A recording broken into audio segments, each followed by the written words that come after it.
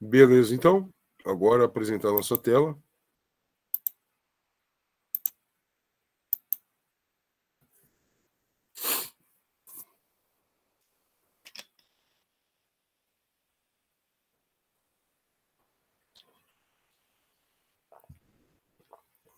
Ok. Pessoal, antes de começar a analisar as questões, eu vou mostrar um texto aqui que eu deixei lá para vocês darem uma olhada, que é o seguinte, ó, a desigualdade social ou desigualdade socioeconômica, né, que não dá para separar o social do econômico, as duas coisas andam juntas, mas não são a mesma coisa, né? Tu pode ter um bom salário, uma boa renda mensal e, no entanto, ter uma péssima qualidade de vida. Tá num lugar que é extremamente poluído, pode estar num lugar que é extremamente violento. Então, o social, ele anda junto com o econômico, mas as duas coisas não são exatamente a mesma, né? Elas se relacionam. Bom, e uma das coisas que é mais comentada, não só nas provas, mas nas matérias jornalísticas, nos artigos, na faculdade vocês irão ver muito, é a questão da desigualdade social, né? E como a gente está falando de desenvolvimento econômico, não dá para pensar em desenvolvimento econômico sem considerar o problema da desigualdade, tá? Esse texto está lá para vocês baixarem. E esse texto aqui é um texto bem analítico. O que eu quero dizer com analítico? Ele separa bem as partes, né? Então veja aqui que o autor Fernando Moreno, ele pontua bem 4 formas de desigualdade, tá? Que é a desigualdade entre países ricos, entre um país rico e pobre. Ele diz que essa desigualdade está diminuindo. Parece mentira, né? Mas ele vai mostrar dados aí.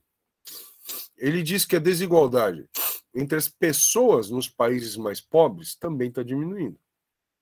Quando se fala está diminuindo, pessoal, é que nem falar de desmatamento, né? O desmatamento no Brasil está diminuindo. Quer dizer que não tem mais desmatamento? Não. Quer dizer que está tendo menos desmatamento a cada ano, né? Embora esse meu exemplo não tenha sido bom, porque, na verdade, o desmatamento no Brasil voltou a aumentar, tá? Mas pega um país hipotético aí qualquer. Então, país tal, lá, distante, tá diminuindo o desmatamento. Então eles não estão mais desmatando? Não, eles estão desmatando cada vez menos. É diferente. Então, quando se diz ali a desigualdade entre indivíduos dos países mais pobres está caindo, não quer dizer que não haja desigualdade, quer dizer que ela já não é mais tão grande. Ano após ano, ela vai se tornando menor. Ou seja, a diferença entre ricos e pobres está sendo reduzida, mas ainda existe.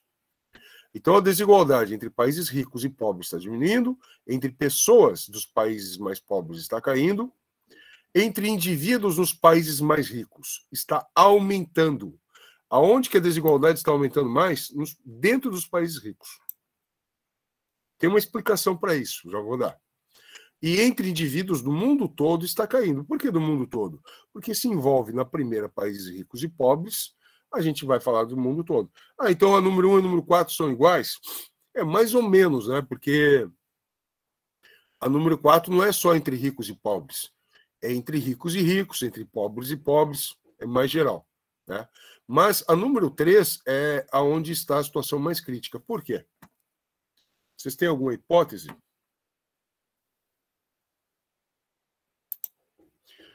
Pessoal, vocês vão me dar licença, mas eu vou fechar minha câmera, porque como eu estou congestionado, volta e meia eu vou suar o nariz, e vai ficar meio chato ficar mostrando isso aí para vocês toda hora, né? É só por enquanto. O que vocês acham que a desigualdade dentro dos países ricos estaria aumentando? Acredito que isso daí mostra a concentração de riqueza, né? É verdade. Mas a concentração de riqueza seria um efeito, né? O que estaria causando a concentração de riqueza?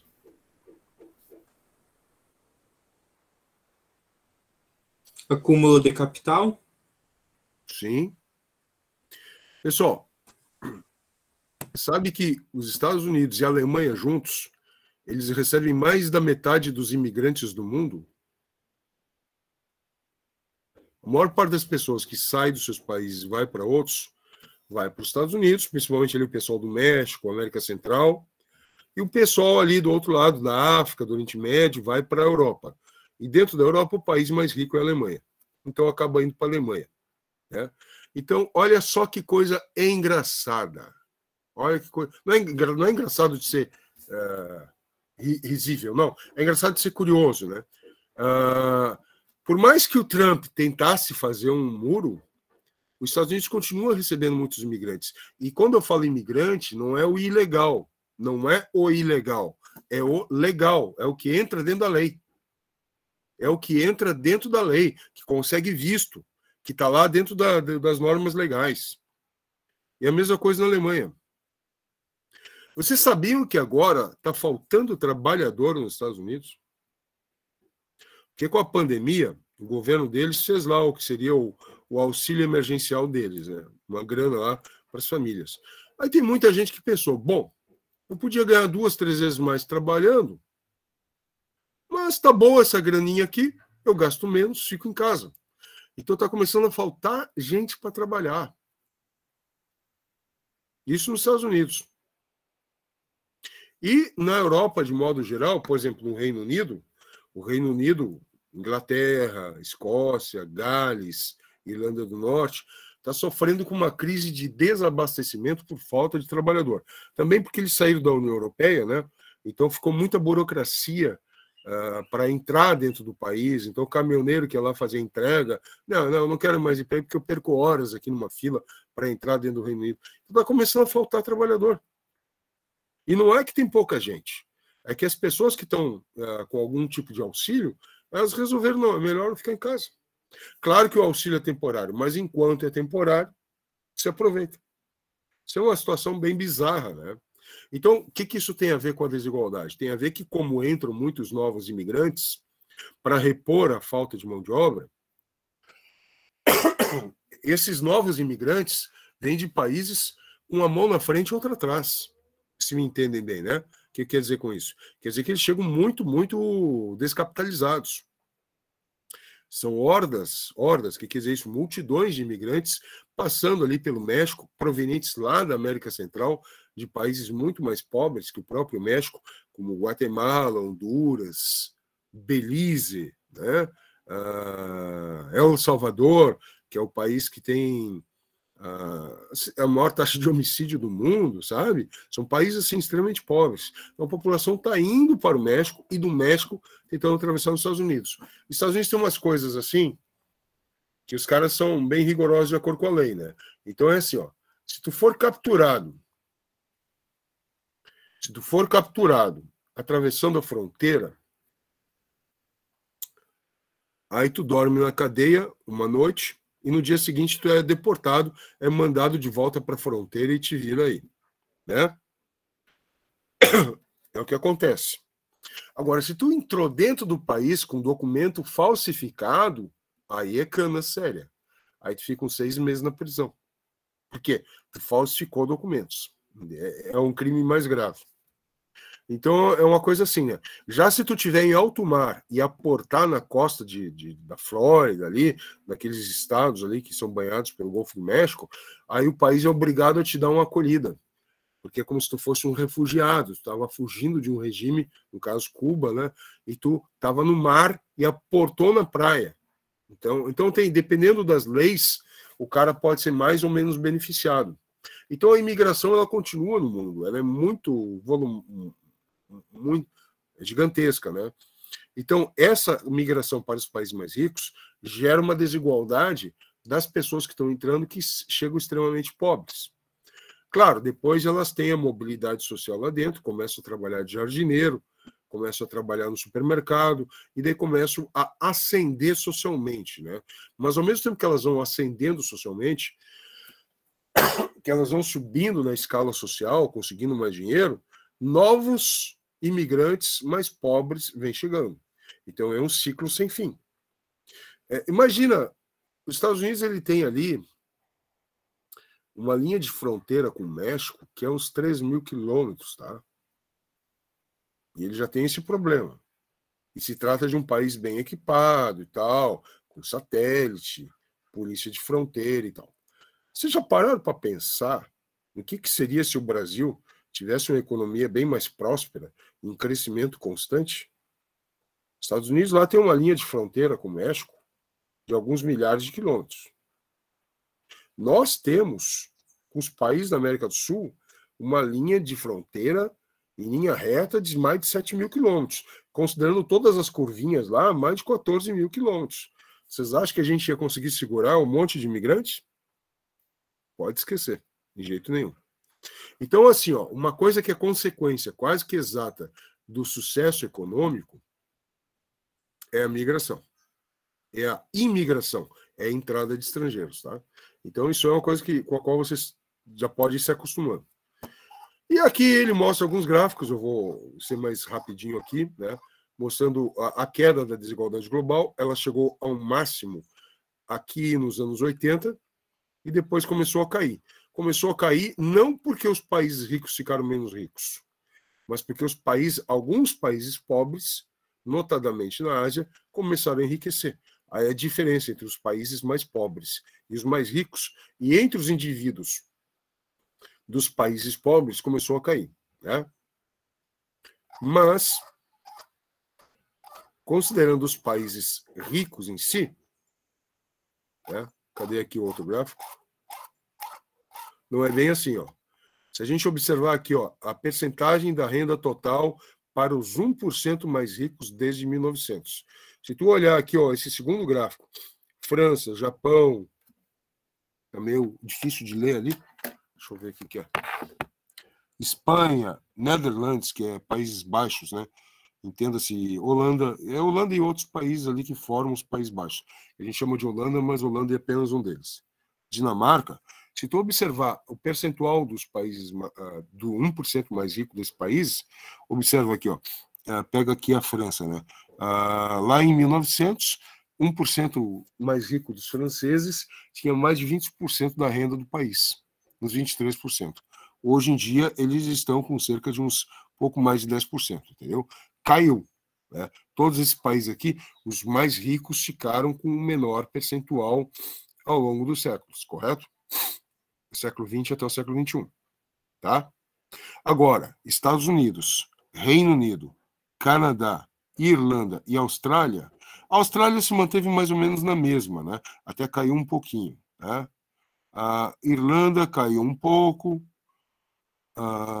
o verde aqui, que é o Canadá, diminuiu um pouco também, o Reino Unido também diminuiu um pouco, mas os Estados Unidos aumentaram, né? Eles tiveram uma queda significativa aqui da renda dos 1% mais ricos, em 1980, mas eles ainda continuam bastante altos, quase igual a 1900.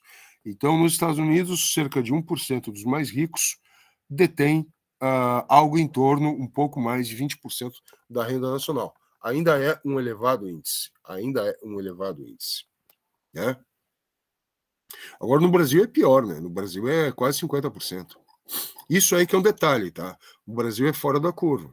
No Brasil, a desigualdade aumentou. Isso a gente observa aqui nesse gráfico, ó. Se a gente observar aqui de 1988 até 2013, a América Latina, o índice de Gini é o índice que mede a desigualdade, tá? Ele é o mais elevado, ou seja, nós, na América Latina e Caribe, ou seja, Cuba, Haiti, esses países, né? Cuba diz que é socialista, né? Mas o ex-presidente Fidel Castro já foi considerado um dos homens mais ricos do mundo. Mas isso é um detalhe polêmico, tá? Não entra na matéria. Curiosidade só. Mas aqui, ó, os países do Caribe, as ilhas ali, Haiti, República Dominicana, né? Etc.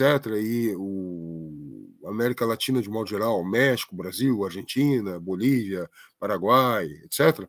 Eles continuam aqui com uma elevada desigualdade, maior que na África subsaariana, maior que na Ásia Oriental e região do Pacífico, maior do que no Oriente Médio, no sul da Ásia e, obviamente, maior que nos países industrializados. Então, a desigualdade social... Mas eu não tinha falado que a desigualdade social era maior dentro dos países ricos, ela está aumentando dentro dos países ricos, como a gente viu ali principalmente para os Estados Unidos. Mas, e se tu observar, a América Latina está diminuindo. Mas olha a palavra, Tá vendo? A questão de saber a matéria não é decorar, mas é entender. Olha só, não, a desigualdade na América Latina em países pobres está diminuindo, mas ela ainda continua mais alta do que nos países ricos. Percebeu? Por que será que nos países mais ricos, proporcionalmente, tu não tem a maior concentração de riqueza? Eu estou falando em termos percentuais, não em termos absolutos. Em termos absolutos, as maiores fortunas, as maiores empresas do mundo estão principalmente nos Estados Unidos, né?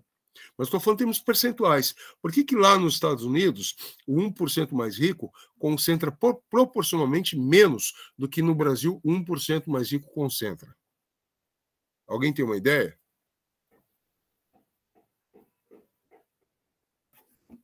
Pensa um pouquinho.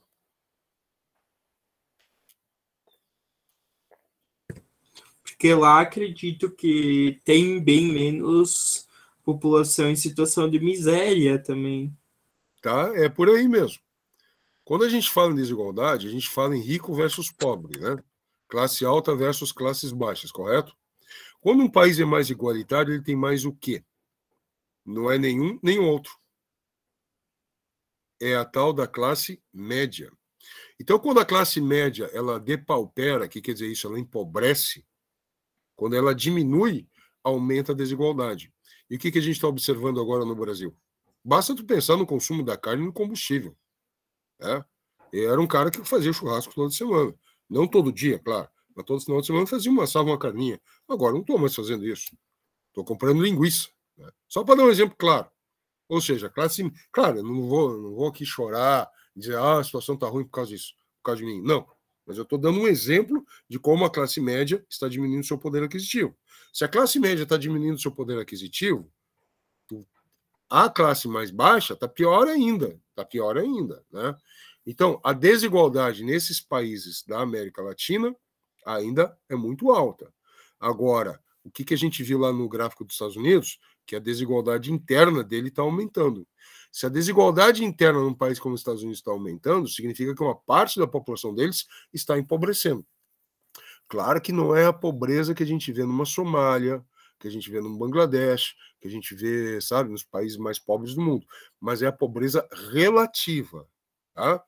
Quando a gente fala de estatística, é meio confuso, porque tu sempre tem que pensar em termos proporcionais, tá? Em termos relativos, né? Para te entender o que está sendo dito. Agora, veja que esses dados aqui são de 2013, tá? Até lá, os países estavam diminuindo, as regiões do mundo estavam diminuindo a desigualdade, até os países industrializados um pouquinho, né?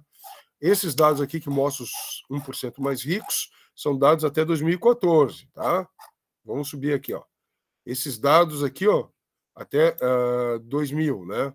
Aqui é uma projeção até 2050. A gente não tem como ter dados de 2050, né? Não tem de volta para o futuro. Mas então tá. Então, o que acontece? O que vai acontecer com muitos desses estudos aqui a partir do ano que vem, quando eles começarem a ser publicados? Provavelmente vão mostrar aumento da desigualdade global. Provavelmente isso daqui, ó, talvez mude. Talvez a desigualdade entre ricos e pobres, países ricos e pobres, aumente. Talvez a desigualdade entre indivíduos de países pobres aumente. Por quê? Porque tu está tendo uma situação de crise, né? E na crise, a população rica concentra renda, a população mais pobre tem menos emprego e a classe média diminui o poder aquisitivo. Inclusive, tem desemprego para ela também. Então, possivelmente, depois da pandemia, a desigualdade vai aumentar. O que não estou querendo dizer com isso, vamos deixar bem claro aqui, tá? Que eu estou desculpando o governo XYZ, não. Porque mesmo tendo uma crise geral para todos, que atingiu a todos, tem aqueles que se prepararam melhor, que fizeram sua tarefa de casa, que prepararam sua população, que acolheram sua população. Ah, mas tem país que pode fazer melhor porque é mais rico. Não, peraí. Todo mundo tem seus compromissos e seus custos, né? Não dá para ficar falando isso enquanto que se gasta dinheiro com bobagem. Né? Tem país aí, por aí, não precisa citar nomes, que gastaram demais em algumas coisas, poderia ter sido destinado para outros. Tá? Só estou dando essa letra aqui, porque a questão é essa. Né? Então, o que a gente vai ter depois da pandemia? Nós vamos ter aumento da desigualdade, mas ela, obviamente, não vai ser igual para todos. Por quê?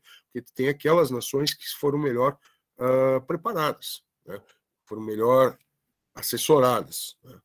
Então tá, mas por que eu estou mostrando um artigo desses que fala tanto de dados relativos, que alguns aumentaram, alguns diminuíram, e ainda com dados defasados? Porque não tem mais dados atuais.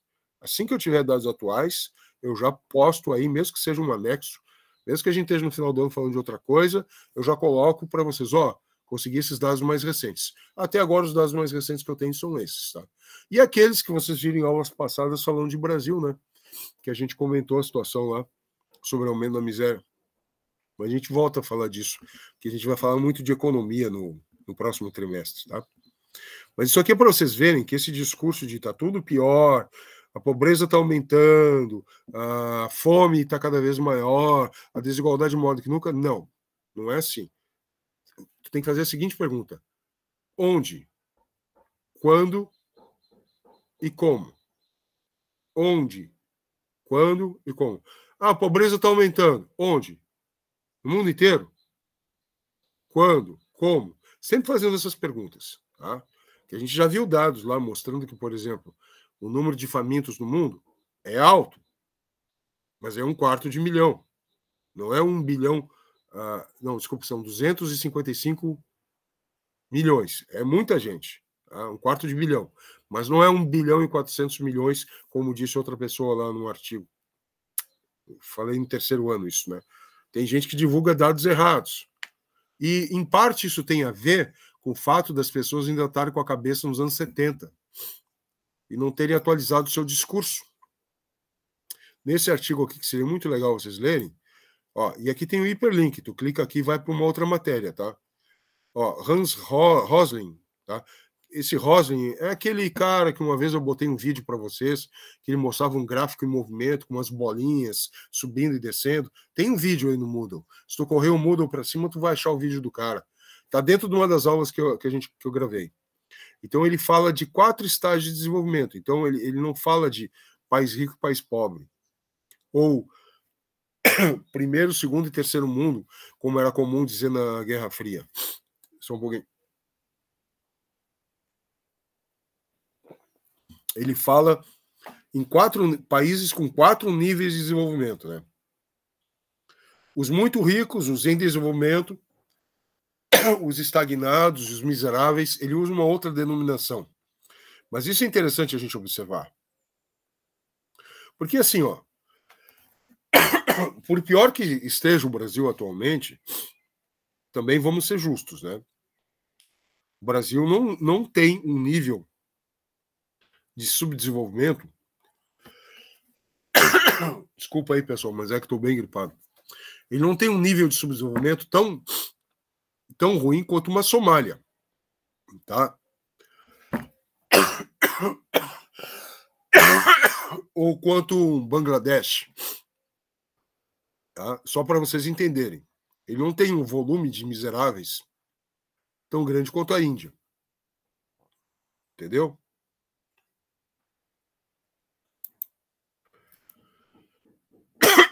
Bom, vou lá para as questões. Mas é muito legal que vocês pudessem dar uma olhada nesse texto aí. Bom, aqui a gente se depara com uma questão sobre a balança comercial brasileira. Balança comercial é a diferença entre vendas e compras no mercado internacional, ou seja, entre aquilo que é exportado e aquilo que é importado, tá? O preto são as exportações e o branco são as importações.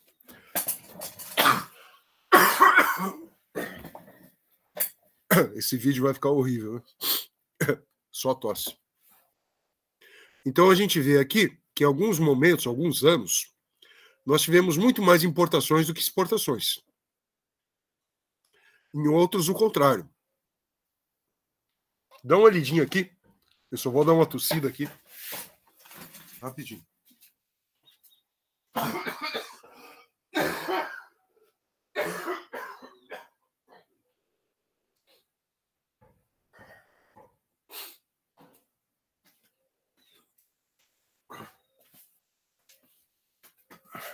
Bom, aqui é o seguinte, O saldo comercial, quer dizer, a relação entre vendas e compras, entre exportações e importações do Brasil no período de 78 e 82 foi positivo. Ou seja, nós vendemos mais que compramos, exportamos mais que importamos, 78 e 82. Não, né? Importamos mais que exportamos. Só marcar falso aqui, F. Os maiores percentuais de saldos positivos, mais exportações que importações, ocorreram em 84, 85, 87 a 88. 84, 85, 87 e 88. Verdade. Mais exportações que importações. Verdadeiro. As importações em 84 e 85 foram menores do que em 78 a 79.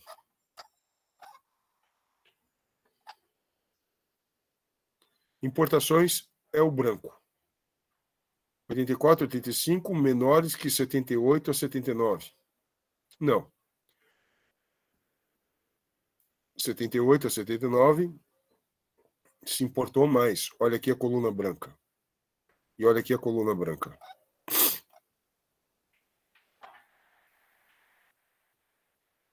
Opa, desculpa. Foram menores, claro. As colunas estão menores, né? Verdadeiro. Foram menores em 84 e 85 do que 78 a 79. Então, aqui, verdadeiro. Né? Pensei que eram maiores. De 80 a 88, os saldos comerciais do Brasil foram sempre positivos. De 80 a 88, sempre vendemos mais do que compramos. Sempre exportamos mais do que importamos. De 80 a 88. 80, importamos mais do que exportamos. Importamos mais do que exportamos. Importamos mais do que exportamos. O jogo só vai virar a partir de 83. Quando a gente exporta mais do que importa. Então, é falso aqui, né? Não foi sempre positivo. Episodicamente foi positivo. 1988 foi o ano em que o Brasil mais exportou. E 78, o que ele menos exportou. 88, sim, a coluna da exportação é maior. 78, sim, a coluna da exportação é menor. Então, verdadeiro, né? Então, essa aqui é só observação, tá? Agora uma pergunta. Vamos pensar sobre isso. Qual a situação dessas aí é melhor? Saldo positivo ou saldo negativo?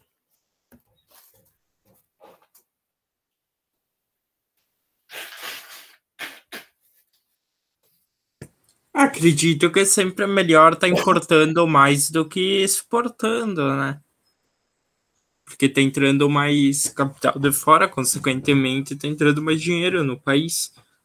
Aí não é o contrário, Leandro? Não é exportando mais que importando?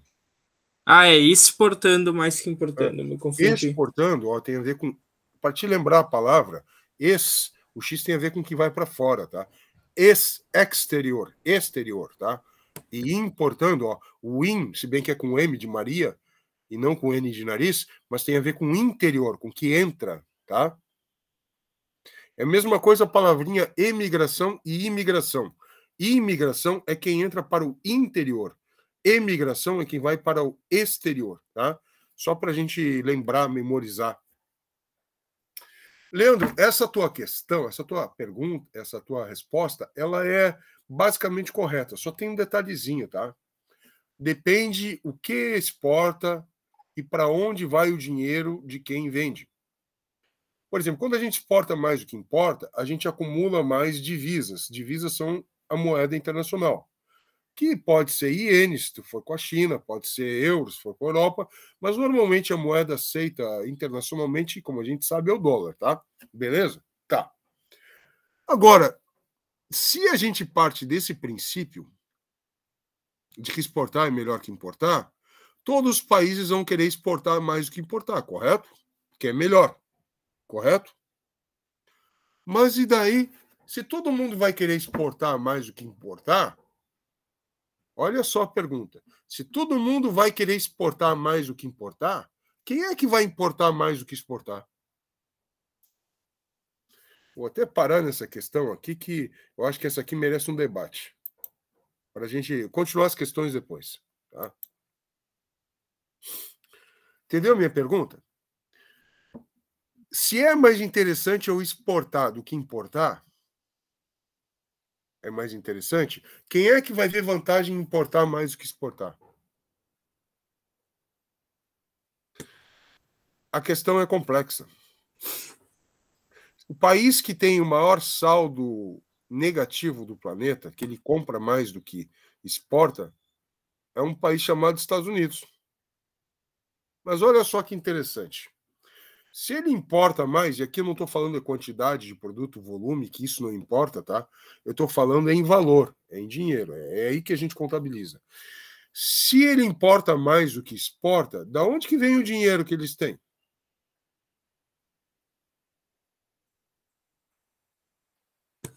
Porque eles importam matéria-prima e exportam produtos industrializados. Ó, vamos pensar aqui da seguinte forma: tem 14 pessoas nessa sala virtual. Eu incluso.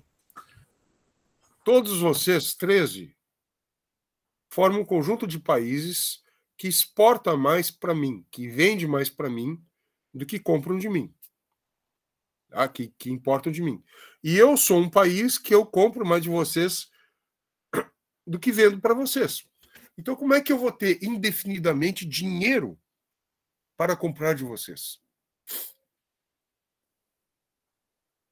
Essa aí é uma pergunta, é a pergunta do milhão, hein? Porque tudo que a gente está falando ali naquele gráfico é sobre a balança comercial, a venda e a compra de produtos físicos ou serviços, por exemplo, serviço de streaming, né? Netflix, ou seja lá o que for, né? Agora, já ouviu falar de um negocinho chamado Bolsa de Valores? Isso está dentro do que a gente chama de balança de pagamentos.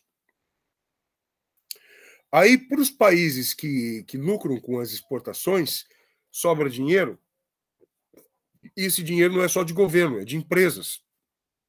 E essas empresas têm gente que detém essas empresas, que é dona, que resolve investir em ações e compram ações de outras empresas que estão nos Estados Unidos. Não só nos Estados Unidos, mas tem muitas empresas de lá, né? Então, eles compram ações de empresas dos Estados Unidos, mandam dinheiro para lá. Então, um país consegue receber bastante dinheiro assim. Então, a balança comercial deles é negativa. O Trump tentou mudar isso, não conseguiu direito. Não conseguiu.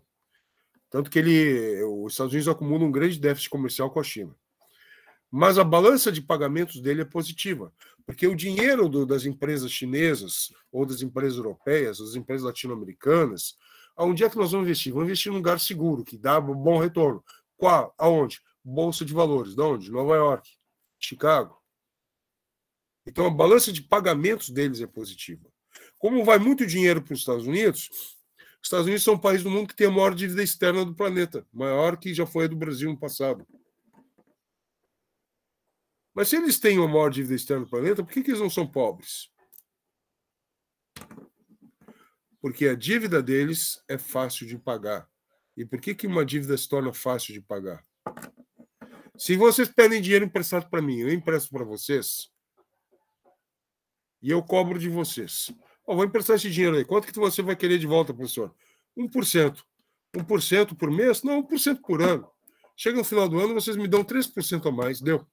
Vocês vão dizer, porra, fácil, hein? Aí vamos supor que a empresa de vocês lucre 10% no semestre, lucre 50% no segundo semestre. Vocês pagam essa dívida fácil. Aí vai chegar no segundo ano, vão dizer assim, me empresta mais dinheiro. Eu ganho, vocês ganham. Só que a minha dívida, o dinheiro que vocês estão capturando de mim, tem um juros baixo. É diferente quando tem um país que os juros da dívida são altos, como era do Brasil, entendeu? Então, vamos tentar entender isso. As exportações maiores que as importações são um bom negócio. Traz capital para dentro do país. Mas tem país que fica com a conta negativa. Esses países que ficam com a conta negativa, muitas vezes, eles recebem mais dinheiro através das bolsas de valores, balança de pagamentos. Então, os Estados Unidos é o país do mundo que tem a maior dívida externa do planeta. No entanto, as pessoas continuam mandando dinheiro para lá porque o retorno é garantido. Isso pode ser bom para a economia dos Estados Unidos, mas a longo prazo também se torna ruim. Sabe por quê? Porque eles criam uma dívida enorme. E daí o que eles fazem? Eles emitem mais títulos para vender mais títulos de ações e vender mais partes de empresas e capturar mais dinheiro do mercado internacional. Só que assim, ó, na boa, eu acho que isso aí vai chegar uma hora e vai ter um limite. Porque é uma ciranda global, né? Então tem empresas assim, vamos pensar numa empresa, Adidas.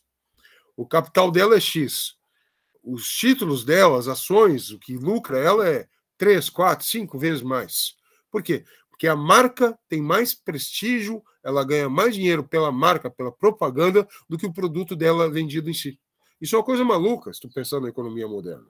É uma economia, eu não vou dizer fake, né? Porque não é fake.